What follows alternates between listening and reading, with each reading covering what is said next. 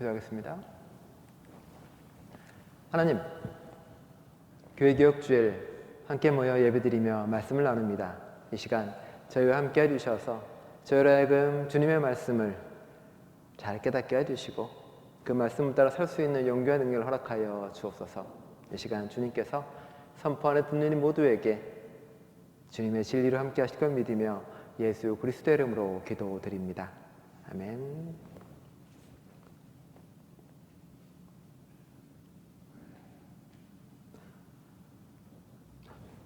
오늘 신 저와 여러분들에게 하나님의 축복이 함께 하시기를 축원드립니다.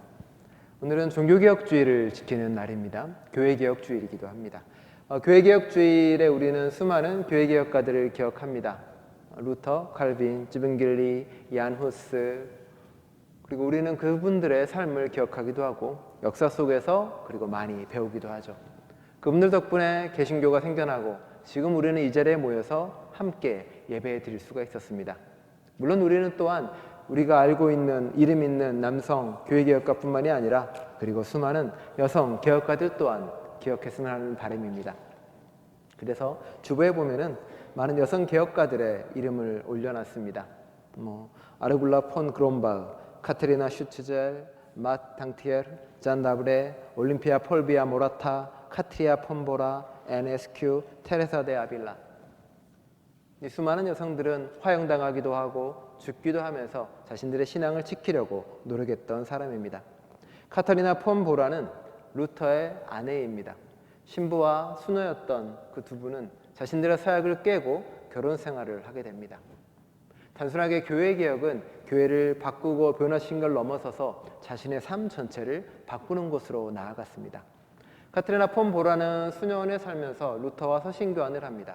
그러면서 루터의 개혁의 정신을 자신도 잊고 배우고 깨달아갑니다. 그래서 결정을 합니다. 내가 수녀원에서 나가야겠다라고요. 이곳에 머무는 것은 하나님의 뜻을 따르는 것이 아니라 결단을 내립니다. 그래서 자신의 친구 13명과 함께 그 수녀원의 정어리를 늘 배달하는데 그 정어리 수레에 숨어서 탈출을 합니다. 그 탈출을 하고 다른 수녀들도 자신들의 개혁을 위해 흩어지고 본인은 루터와 함께 종교 개혁을 하겠노라고 결심을 합니다. 결혼을 하고요. 그리고 생활신앙으로의 신앙을 실천해 나갑니다. 교회 속에서, 가정 속에서, 도시 속에서 개혁을 실천해 나가며 새로운 삶을 시작합니다. 그리고 자신의 뜻을 하나하나 이루어 나가기 시작을 하죠. 지금 생각하면 그럴 수 있지라고 생각할 수 있습니다. 하지만 좀 깊이 들어가 보겠습니다. 그들은 신부로서, 수녀로서 하나님 앞에 서약을 한 사람들입니다. 내가 평생 결혼을 하지 않고 하나님의 뜻을 살아가겠노라고요. 그런 그들이 교회 개혁을 위해서 자신의 서약을 깨트리고 결혼을 하고 삶을 살아나간다는 겁니다. 그들이 깨트린 것은 하나님 앞에 서약이기도 하지만 동시에 자신의 신앙관과 자신의 신념입니다. 과거에 믿었던 자신의 것을 깨트리고 새로운 신앙으로 새로운 것으로 변화되기 시작을 합니다. 교회 개혁은 세상을 바꾸고자 교회를 바꾸고자 했던 그들의 열정과 그들의 성령의 불이 그 안에 느껴지는 겁니다. 변화하고 달라지고 지금도 개혁하는 것, 그게 우리 신앙의 근간이고 뿌리이기도 합니다. 많은 이들은 그렇게 살아왔고요. 그분들 덕에 우리는 이곳에 있습니다. 얼마나 많은 사람이 죽고 희생됐는지 이 시간 우리가 이곳에서 예배드리고 이렇게 찬양하고 이렇게 성서를 읽고 이렇게 기도하기 위해 얼마 많이 죽어갔는지 우리는 반드시 기억을 해야 됩니다. 오로지 선택된 사람만이 성서를 읽었고 오로지 선택된 사람만이 찬양을 했고 오로지 선택된 사람만이 해석할 수 있었던 성경에서 우리는 개혁가들 덕분에 지금 이곳에서 모두가 하나님의 이야기를 들을 수 있는 존재가 되었습니다. 그들이 꿈꾸는 교회는 지금 이루어지고 있을까요? 그들이 바랬던 교회는 지금 이 땅에서 과연 얼마 많이 꽃피우고 있는 건가요? 가끔 이렇게 교회의 양태를 보게 되면 오히려 부끄러울 때가 많이 있습니다. 여전히 교회는 그렇지 못하고 여전히 교회는 교회 개혁가들의 꿈을 그대로 이루지 못하니까요. 가장 먼저 교회 개혁을 외친 사람은 누구였을까요? 예수님이십니다. 예수님은 성전에 들어가 채찍을 휘두르며 장사꾼들을 쫓아내고 그 성전을 바꾸고 정화시키고 달라지게 하고 싶었던 겁니다. 그 길을 이어가서 끊임없이 변화됐던 그전에는 예언자들, 이후에는 개혁가들이 변화하고 달라지기를 원했던 거죠. 사실 우리는 어떤가요? 사실 많은 분들은 바뀌고 변화되는 걸 싫어합니다. 그냥 조용히 똑같이 아무 문제 없으면은 그냥 그대로 있고 싶어 하죠. 달라지는 건 어렵고 번거롭고 귀찮고 많은 것을 내어놓기 위함이기도 하죠. 하지만 우리는 끊임없이 달라지기를 원합니다. 회개하고 달라지고 변화되는 것, 그게 바로 개혁신앙의 중심에 있는 것이겠죠. 작년과 올해 여러분은 얼마나 달라지고 변화되셨습니까? 얼마나 개혁교회 신앙에 따라 여러분의 신앙은 하나님을 닮아가고 있고 예수님을 닮아가고 있습니까? 변화되지 않는 신앙은, 개혁되지 않는 신앙은 죽은 신앙입니다. 죽은 신앙은 우리를 구원할 수 없으며, 그리고 우리는 죽은 신앙 안에서 살아갈 수가 없습니다. 우리의 신앙은 끊임없이 살아 움직이고 변화돼야 됩니다. 그게 우리가 있는 성소라는 개념이고요. 며칠 동안, 2일 동안 이제 샤이닝어러 리저널 카운슬에서는 이틀 동안 회의가 있었습니다. 그리고 예배도 드리고요. 그 예배의 주제는 이거였습니다. 성소, 평화, 정의, 그리고 화해의 왕국을 향하여라는 겁니다. 우리가 모이는 이곳은 건물로는 교회라고 이야기하고요. 여러분이 모여 있는 곳은 회중이라고 이야기합니다. 또한 우리는 예배당들이라고 이야기하고, 또 우리는 성전이라고 이야기합니다. 이곳이 거룩한 곳, 성전인 이유는 뭔가요? 여러분에게 이곳이 교회가 특별한 이유는 무엇이 있나요? 교회는 어떻게 해야 성소는 거룩한 곳이 되고, 그리고 하나님이 머무는 공간이 될 수 있을까요? 여러분에게 교회는, 성전은 어떤 의미를 다가오고 있나요? 사람마다 그 의미는 다르고, 그리고 그 생각도 다를 겁니다. 예배가 끝나고 나면 저는 저 뒤에서 여러분들하고 이제 인사를 이렇게 하고 잘 지내셨냐고 물어보고, 와주셔서 감사하고 고맙다고 사랑한다고 고백을 합니다. 근데 가끔 이생은 집사님이 이렇게 가시면서 저 뒤에 있는 교회 메모리보드 앞에 이렇게 가만히 서 있습니다. 그분들 이름을 하나하나 보는 것을 보게 됩니다. 옆에 가만히 서서 집사님을 보고 있으면 뭔가 애틋하고 여러 가지 생각이 떠오르기도 합니다. 미루어 짐작컨대 이성희 집사님은 아마도 그분들의 이름을 하나하나 보면서 함께했던 시간들을 떠올릴 것이고, 그리고 홀로 남은 자신의 모습도 떠오르고 계시겠죠. 안 물어봤습니다. 네, 그러겠죠. 그러면서 아마 이성희 집사님께 이 교회는 먼저 떠난 사람들과 함께했던 추억이 머무는 곳이기도 하고요. 그분들과 이루어갔던 여러 가지 모습도 떠오를 것입니다. 만들어갔던 십자가도 떠오를 것이고, 교회를 옮기기 위해서 애썼던 그 마음도 떠오르겠죠.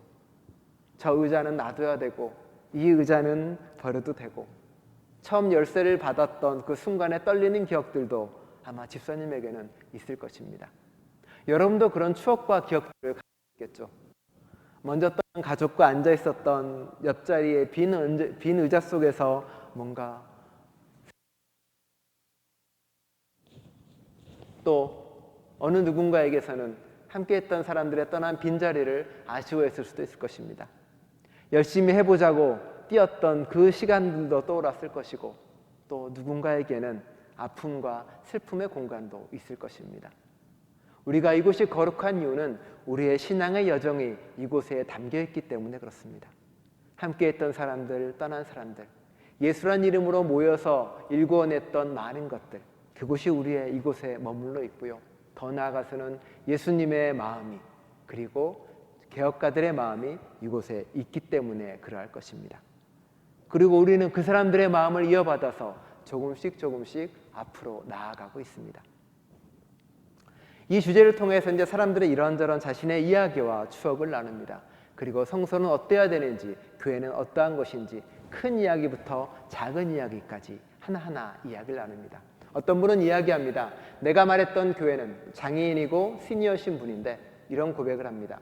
내가 경험하고 만났던 교회는 이곳에 오면은 내가 장애인이라는 걸 느끼지 않고 모두가 똑같이 환대했던 교회고, 내가 나이가 들면 들수록 더 많은 환대와 더 많은 기쁨을 받았던 교회라고 고백을 합니다. 어느 분은 타말 공동체에 있었던 목사님인데 본인이 스리랑카에서 오신 분입니다.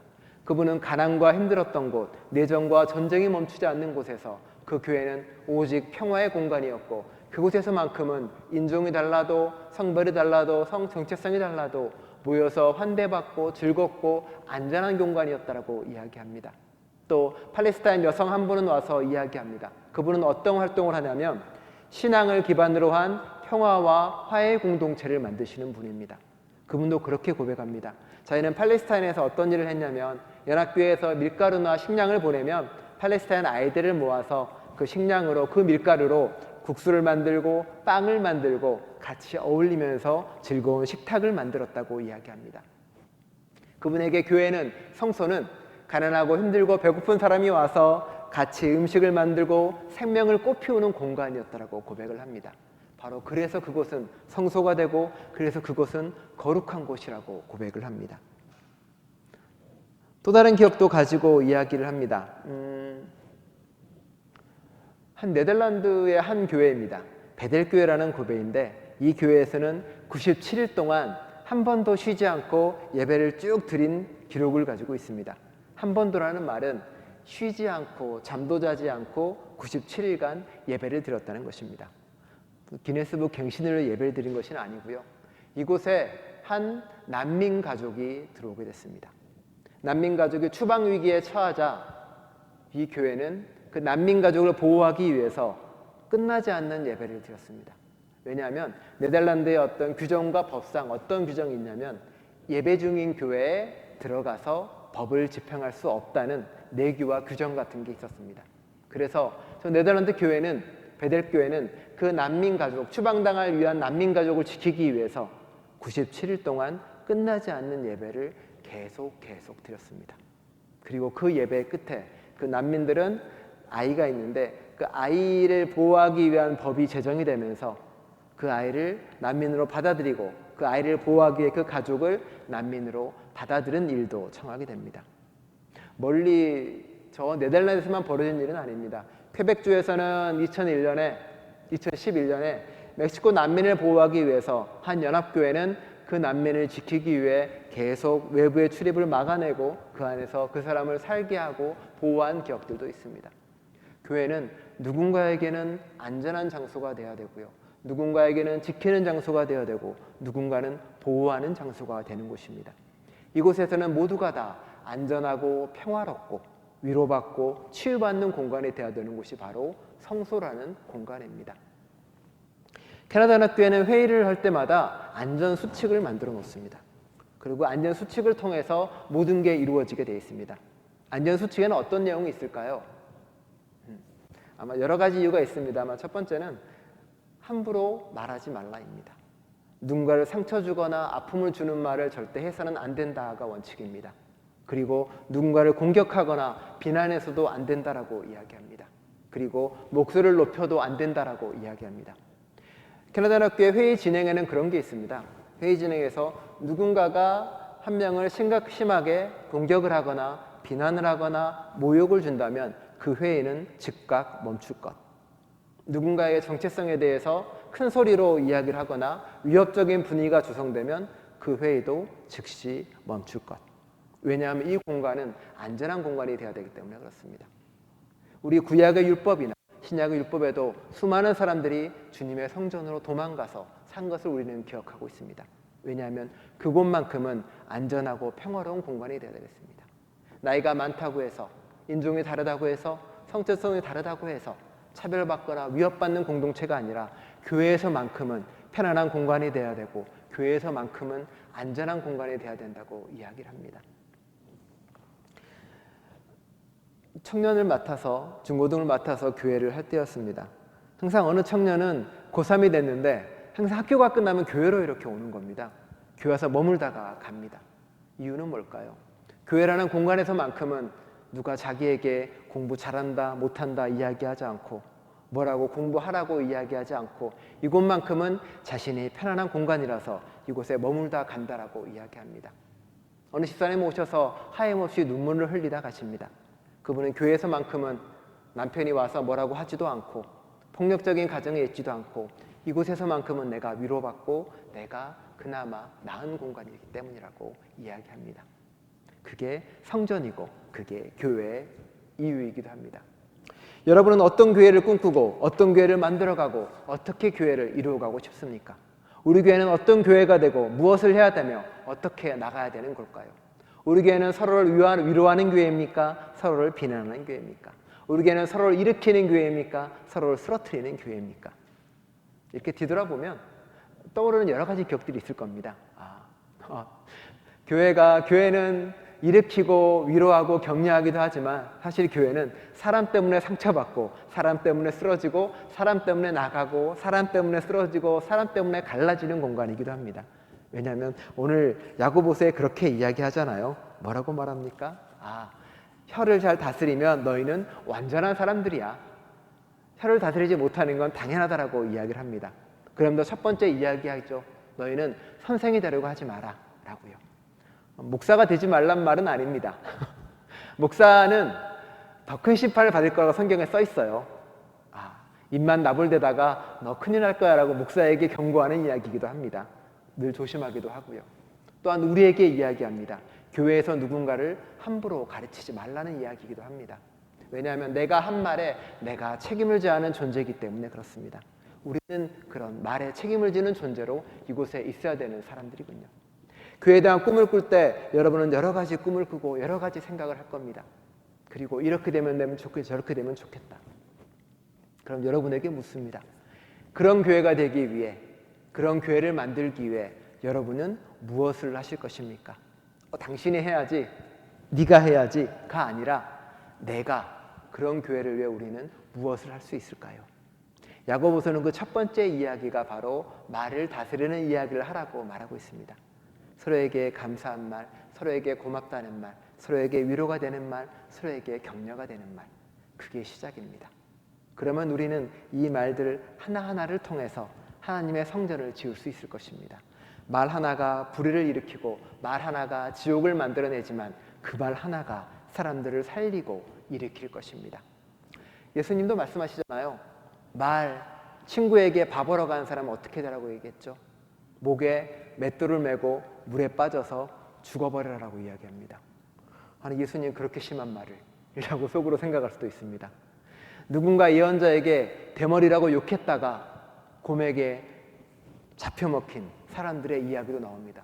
하나님 왜 이렇게 잔인할 수가? 라고 이야기할 수 있습니다. 하지만 성경은 그걸 통해 이야기하고 있는 겁니다. 네 말 한마디가 지옥을 만들어낼 수도 있다는 것을요. 우리의 말은 그렇게 중요하고 그리고 그만큼 소중하게 다뤄서 이야기해야 되는 겁니다. 그 말 하나하나가 교회를 살리고 교회를 죽이고 일으킬 것입니다. 그리고 그 말 하나하나를 소중히 여겨서 교회를 살리고 사람을 살리고 그리고 하나님 나라를 만들어갈 수 있을 것입니다. 교회 개혁가들의 그 개혁을 따라가는 것은 저 교회처럼 만민을 지키기 위해 97일 동안 쭉 예배드리는 그 놀라운 큰 일에서 시작하는 것들이 아니라 내가 지금 이곳에서 말하는 그 한마디가 교회 개혁을 만들어내고 교회 변화를 만들어내고 우리가 꿈꾸는 교회를 이루어갈 것입니다. 그렇게 우리의 혀가 주님을 닮아가는 저와 여러분 될 수 있기를, 그런 개혁의 마음을 가슴에 담는 저와 여러분 될 수 있기를 간절히 축원드립니다. 기도하겠습니다. 하나님, 교회 개혁가들의 뒤를 잇는다는 건 늘 어려워 보이고 힘들어 보이기도 합니다. 목숨을 내놔야 될 것 같고 삶 전체를 바쳐야 될 것 같고 무슨 큰일을 해야 될 것 같다고 우리는 느껴지기도 합니다. 하지만 야고보서는 우리에게 이야기합니다. 교회를 이루어가는 것은, 그리고 하나님의 말씀을 따라가는 것은 크고 놀라운 이런 것들이 아니라 지옥을 만들어내는 우리의 혀를 잘 다스리는 것이라고, 그걸 통해 온유함으로 나아가는 것이라고, 그리고 그것이 얼마나 어려운 일인지도 말씀하십니다. 혀를 다스리는 사람은 완전한 사람이라고 이야기합니다. 주님, 우리의 혀는, 우리의 말은 늘 실수합니다. 늘 잘못하고 그리고 늘 딴 길을 가기도 합니다. 하지만 주님, 그래도 포기하지 않고 가기를 원합니다. 조금이라도 더 사랑한다는 말을 내뱉고 조금이라도 더 감사하다는 말을 이야기하고 조금이라도 더 위로하는 말을 하고 조금이라도 더 사랑한다는 말을 할 때 우리는 비로소 교회를 교회답게, 성서를 성수답게 만들어갈 수 있을 것입니다. 서로에게 말로 행동으로 상처 주지 않는 걸 넘어서서 공동체를 세우고 교회를 변화시키고 바꾸어가는 일이 될 수 있도록 우리를 이끌어 주옵소서. 우리는 삶의 여정 속에 깨닫습니다. 사람들은 옳은 사람들을 따라가는 것이 아니라 좋은 사람들을 믿고 같이 변화되는 것이라고. 서로가 서로에게 좋은 사람이 되겠습니다. 서로가 서로에게 믿을 수 있는 사람이 되겠습니다. 말로 위로하고 일으켜 나가는 아름다운 우리 교회가 되겠습니다. 부디 주님께서 함께하여 주옵소서. 예수 그리스도의 이름으로 기도드립니다. 아멘.